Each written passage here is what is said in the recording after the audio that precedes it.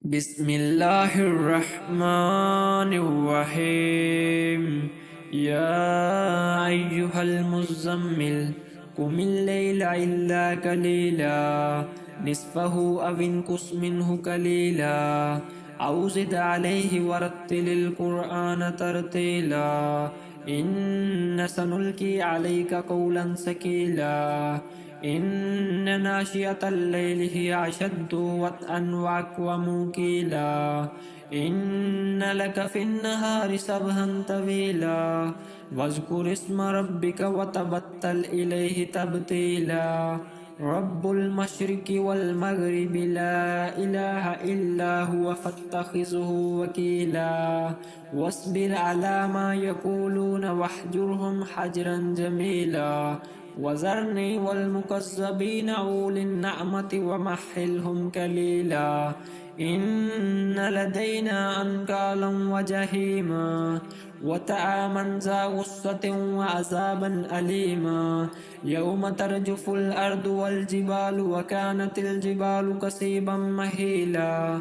إنا أرسلنا إليكم رسولا شاهدا عليكم كما أرسلنا إلى فرعون رسولا فعصى فرعون الرسول فأخذناه أخذا وبيلا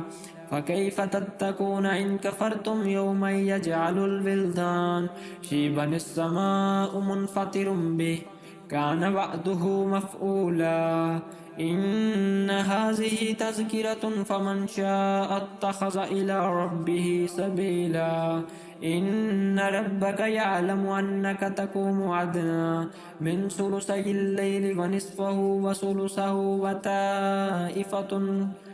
وطائفة من الذين معك والله يقدر الليل والنهار علم أن لن تحصوه فتاب عليكم فاقرؤوا ما تيسر من القرآن علم أن سيكون منكم مرضى وآخرون يضربون في الأرض يبتغون من فضل الله وآخرون يقاتلون في سبيل الله فاقرؤوا ما تيسر منه وأقيموا الصلاة وآتوا الزكاة وأقرضوا الله قرضا حسنا وما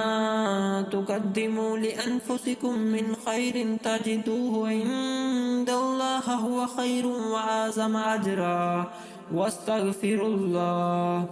إن الله غفور رحيم.